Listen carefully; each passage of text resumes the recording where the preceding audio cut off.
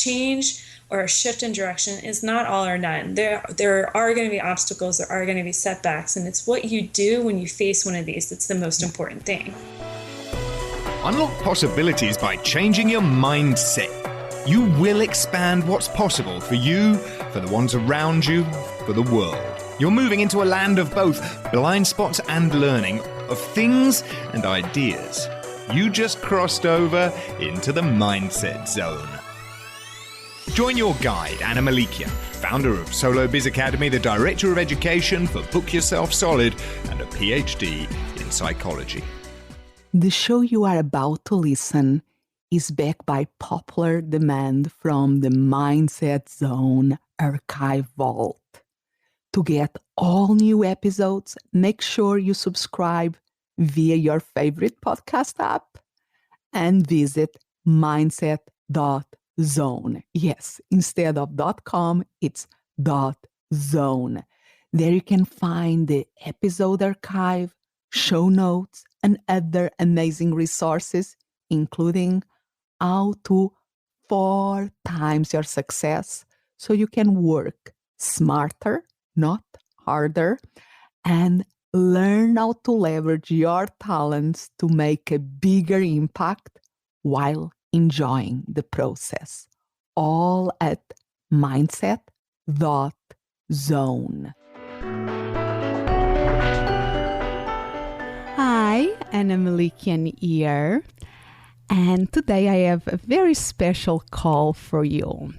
In the last episode, I spoke about why it's so difficult to change. And when I was preparing the recording and all that, and speaking about the process of changing, the different stages of changes that I spoke in last episode, I knew that I had to bring Whitney Hutten to this podcast for an interview.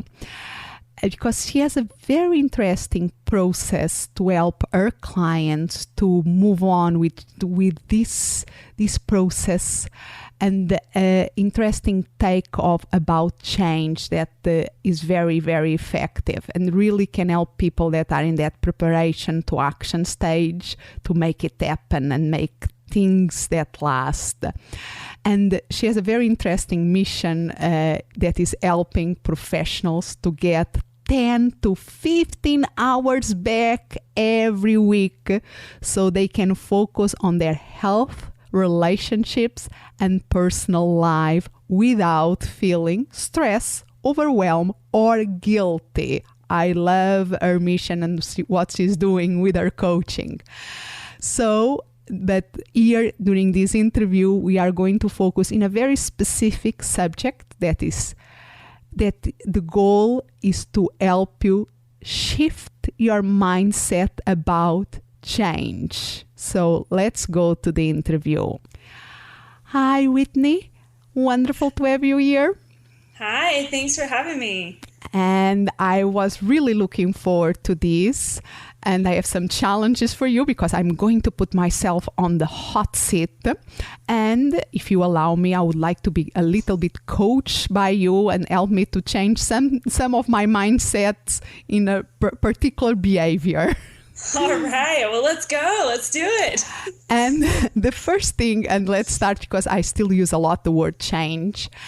And I know that one of the things that you speak about, we already had several conversations before. I follow your newsletter and your work online.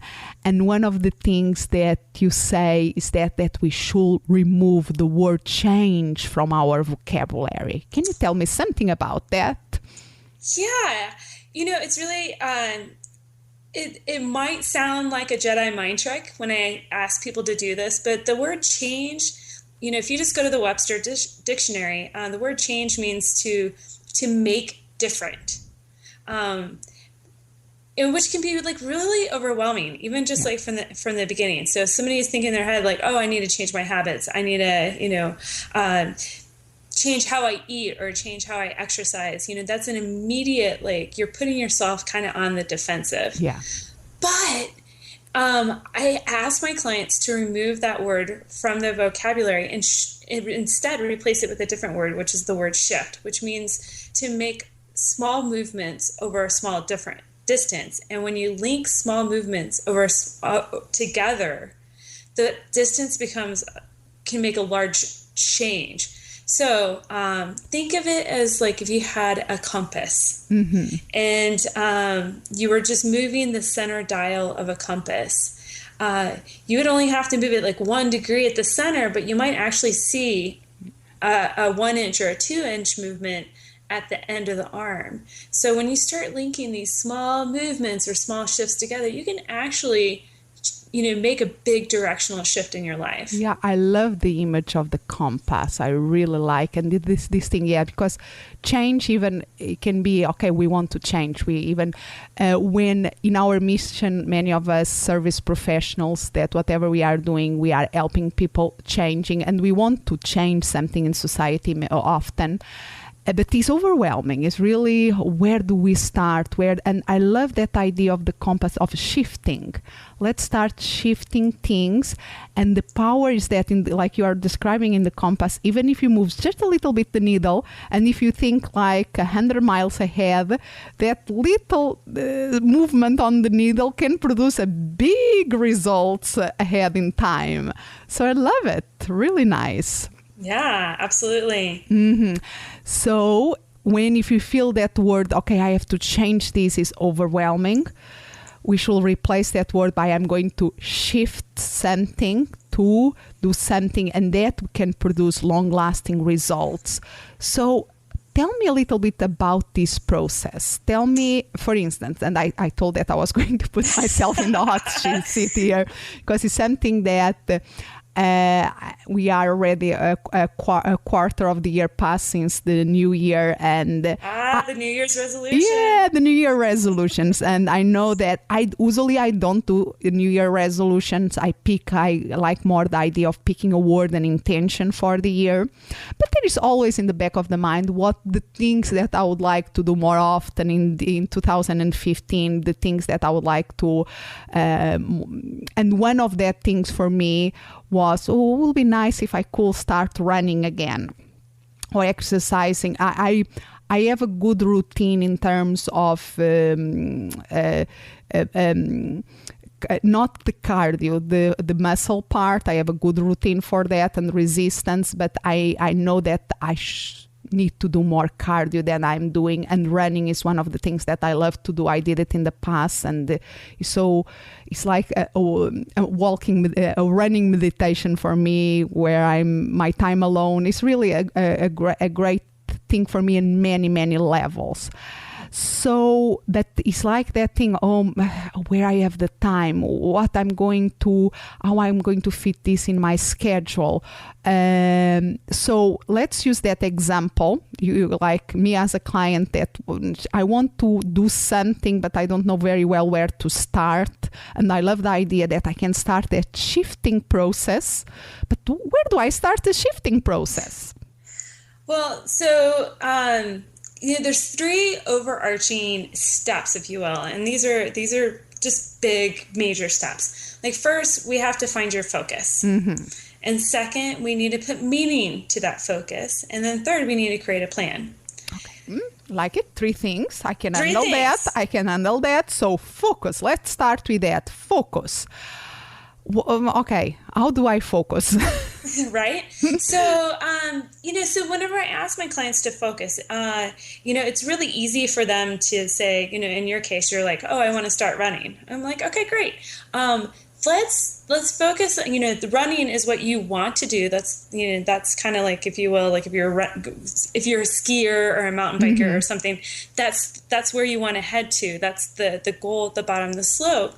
But what's going to get you there? Like, I like calling it looking in between the space between the trees, because there's going to be all these things that are going to distract you. There's going to be the kids, right? You and I have talked before. We both have kids. We know it happens. We can even lump our husbands into that category too. Sometimes they're a distraction. Then we got our businesses. We just have just the day-to-day grind of life. But, all these things are the trees. And if you focus on the trees, you're going to hit one. Like, you're going to fall off. It's going to, whether it happens like today, tomorrow, next week, it will happen.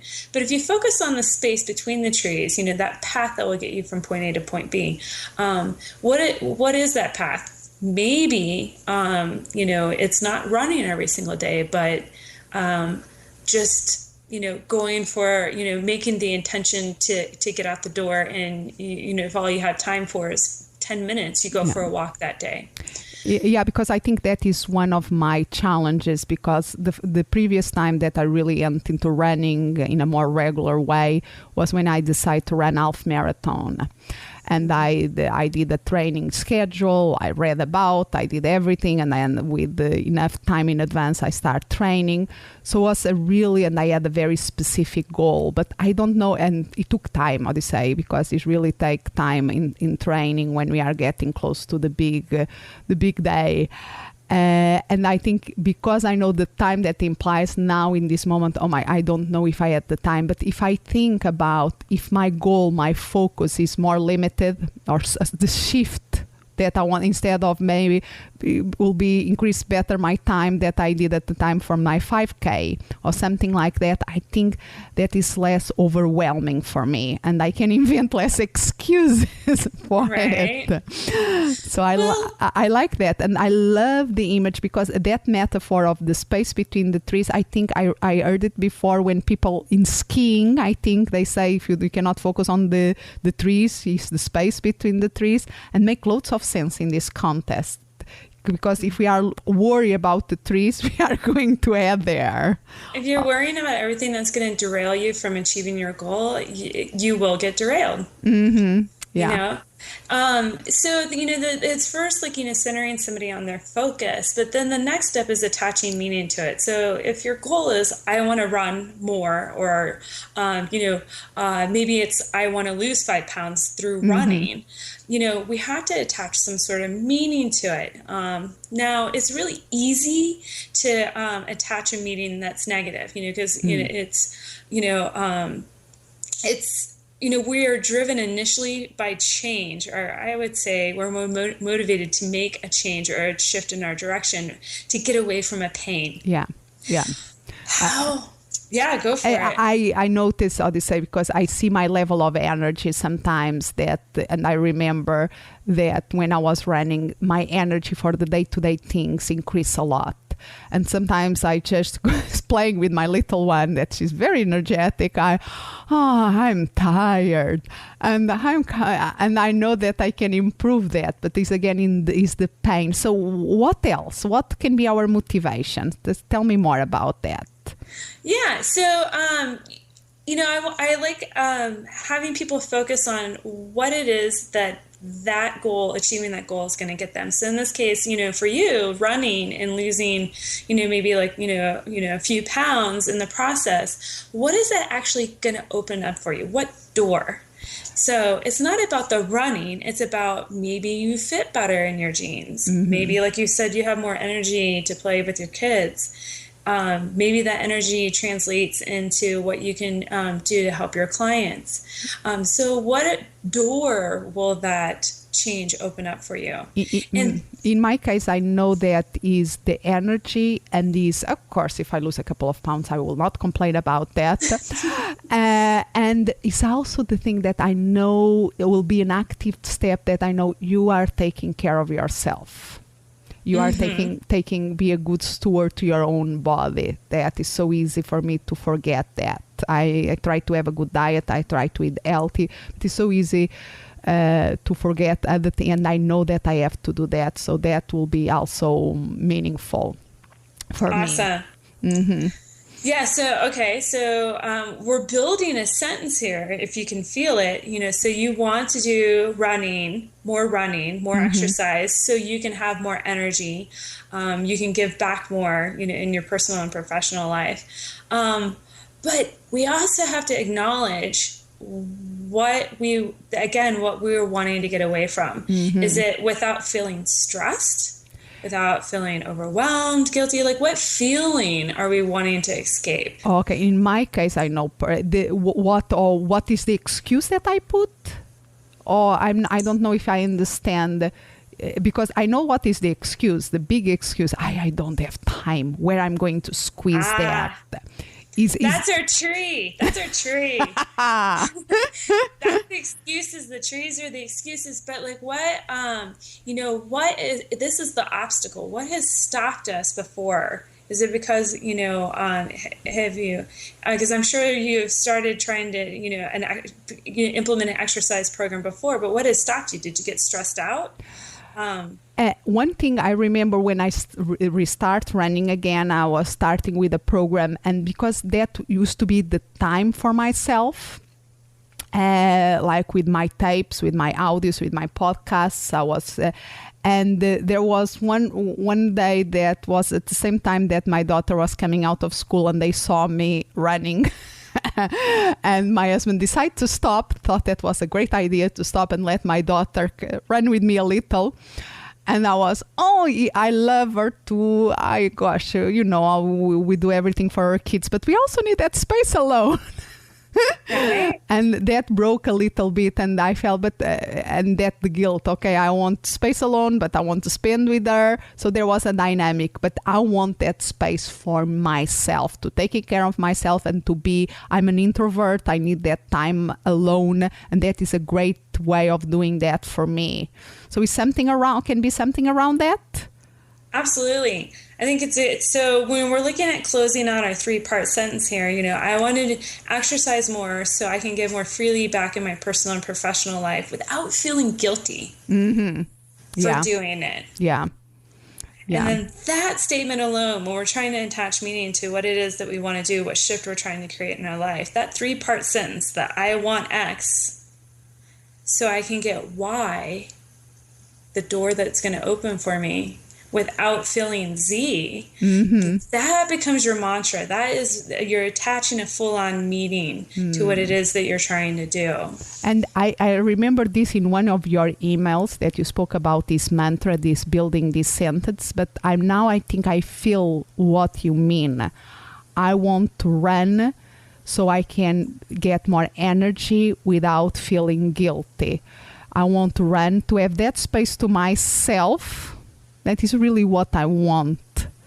I really want to have that space to myself. I want to run to have that running meditation that I love without feeling guilty. I like that. Yes. Uh-huh. Now we need to move to the third step is what's the plan that's going to get you there? Now this is where I usually lose a lot of people because I don't know I'm certified in Myers-Briggs.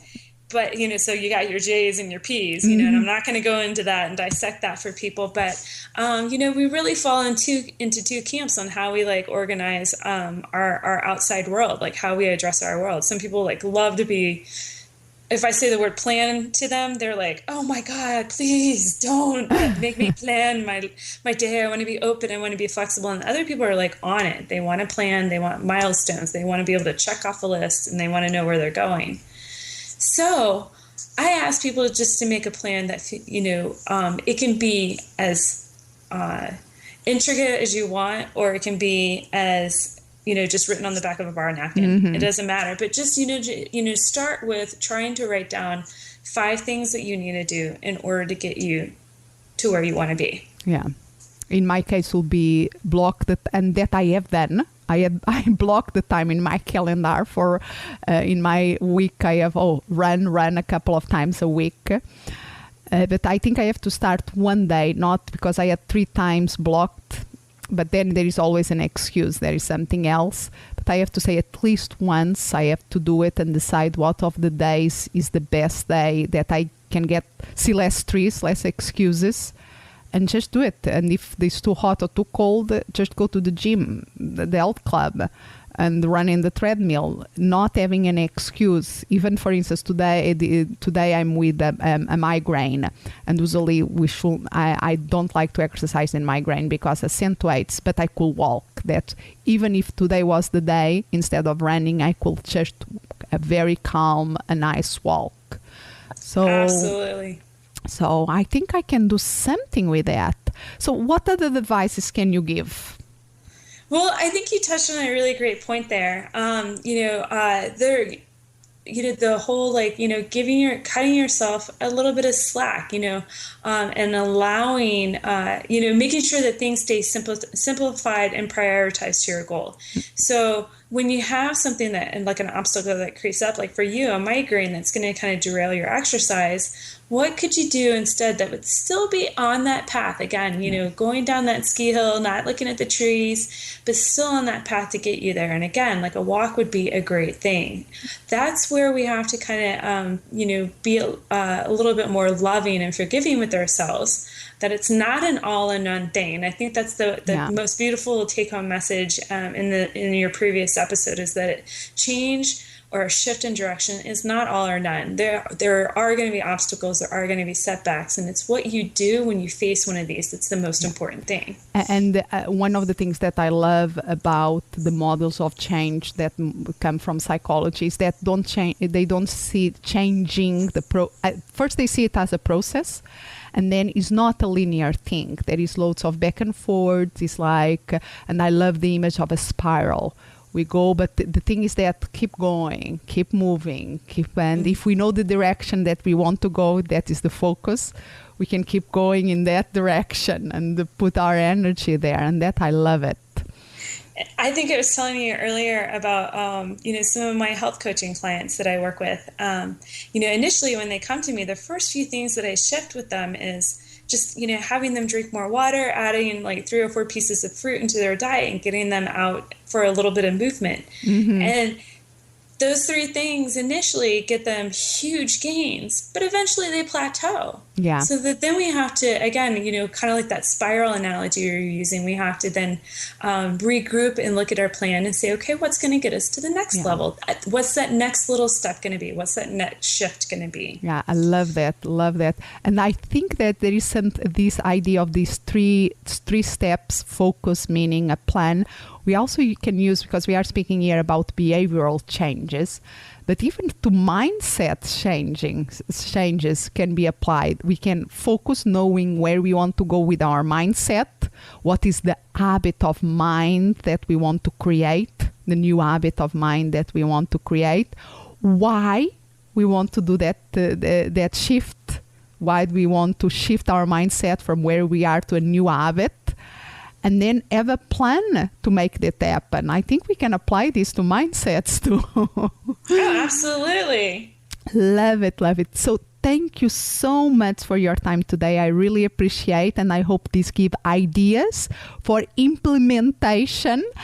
And if people want to know more about you, if they want to follow you with your emails, with your things, or even get you as their coach to get more healthy and moving and more productive with their times, because I love the work you do about recovering that 10 to 15 hours. It's like, what is that possible? Where do they can find more about you? Absolutely. They can find me at whitneyhutten.com, and let me spell that out for you. It's WHITNEYHUTTEN.com.